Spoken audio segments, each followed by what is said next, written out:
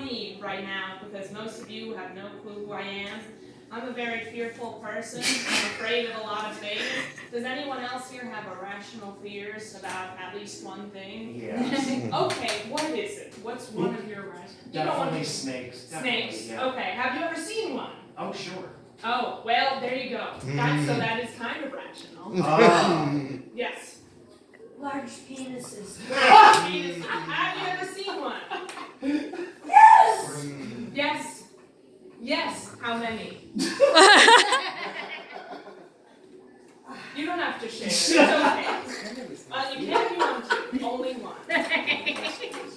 For me, my irrational fear is something unlike these audience members I've never seen, which is a home invasion. I'm terrified of home invasions, and I have since I was about 3 been really afraid of just the idea of someone breaking into my home who doesn't live there. I just don't like anyone being in my home, even my family, so I can't imagine like a stranger being in it who I don't know. I've always been afraid of this.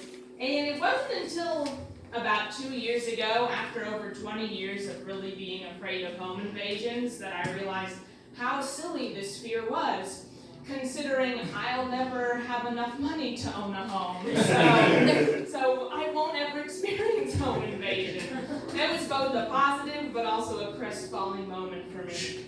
Does anyone here learn things on YouTube? Do you use YouTube as a few people. I do. Whenever I need to know something, YouTube's like the first thing I go to, and I look up how to do something, and a nice video pops up. So sometimes YouTube will recommend things for me, things that they think I want to learn about. And the other day, they suggested a video, how to apply foundation. So I don't wear makeup. I have never worn makeup in my personal life. I used to do musical theater where I was forced to wear makeup, but that's totally different. So I don't know how to apply foundation. But I was like, you know what? I'm just going to watch this video because it might be saying something important that I need to know. So I click on it, and this woman was like, today we're going to go through how to apply foundation and how to contour it so it looks nice on your skin. And I was like, great. But she didn't want to use her own face for it, so she brought out a potato. And she's like, we're going to apply the makeup on the potato so you can see how the makeup should be applied on a skin texture. And I was like, okay, that's great. Here's another thing about me you don't know. I have very low self-esteem. So I would never stand before a room of strangers and ask you to tell me that I was more attractive than a potato. But that said, can you picture a potato with makeup on and just raise your hand if you think that I'm more attractive than it? Because wow, thanks everyone. That's good. Half of you have not raised your hands. Potato must be really attractive. And you know what? I agree. That potato looks beautiful and it was contoured with the I could match the potato. Oh my gosh. Sometimes I'll tell you might at this point I think I should tell you I'm in therapy, which most of you are probably saying, oh thank God. I mean I say that too, thank God. My therapist, Dr. Nesbitt's like a saint. But anyway, I'll sometimes tell Dr. Nesbitt about little anecdotes like this potato thing or other things that are happening in my life. And she'll always say things to me like, oh, Stacy, that story was really interesting. And so I'll say back to her, I'm like, Dr. Nesbitt, does that mean I'm the most interesting person you're seeing? And she refuses to answer that question. She says she can't talk about the other people that she's seeing because of patient-doctor confidentiality rules. And I understand that, I do. But here's my whole thing, everyone.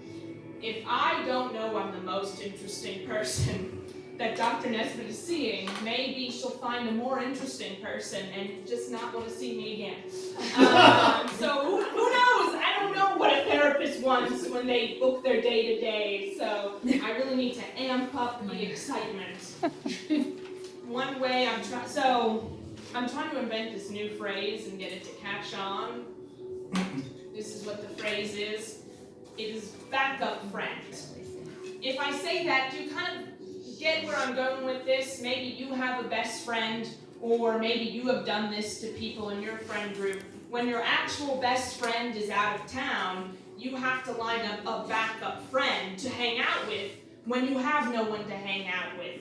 Or maybe you're fighting with your best friend and you don't want to talk about them to their face, so you call on your backup friend and you set up this whole kind of friend date with your backup friend.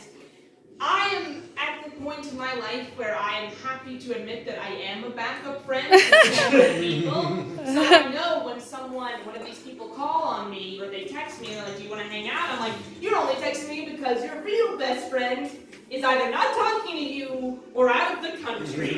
But I'm happy to fill that void. Like, I'm happy about it because there are a lot of perks with being a backup friend. Probably the number one is gossip. You get a lot of good gossip as a backup friend, mostly about the person who's not in the room because they're in a fight or out of the country. I'm at a really good place right now where I have a lot of dear friends that I care about a lot. Though I've noticed this weird thing where I never do this, but I'm gonna have to do this for the point of this joke, but like I have people in my life now, all women who like they use the term bitch with like a loving aspect. Like I'm about to come into your house, and they're like, all right, bitch, get here. And I'm like, I like it in a way because I feel like I'm part of the group, but then I also, this makes me feel very uncomfortable. But they'll just like casually say like bitch in an endearment, like, and I just like, it feels so uncomfortable, but I'm like, I have to get comfortable with this because I'm their friend. I'm gonna end with this. Oh my gosh. I was at a birthday party the other day, and it was like, they brought us to the table. It was at like a restaurant, and they brought us to the table, and it was like one of those long tables, and I was like, oh no, I hate long tables. I ended up sitting in the middle of the table, and I have this new rule with social interactions that I'm trying to do, which is before my old rule with social interactions was make one friend. But that was just too difficult. And that was just too hard to maintain. So my new rule with social interaction is contribute. So whenever I'm with people, I'm just trying to contribute. I want to say one coherent thought during the social interaction. So I was at this dinner, I was sitting in the middle of the table, and I realized that like teams were forming on the table. There was a team to the right of me and a team to the left of me, and I was like, I'm going to get into one of these conversations and contribute something. And when I was trying to do that, my side on the left started laughing, and I didn't hear the joke. And then I turned to the right, and they were talking about a TV show that I had never before listened to. And I was like, I tried to do 2 conversations at once, and I missed both of them. Boom.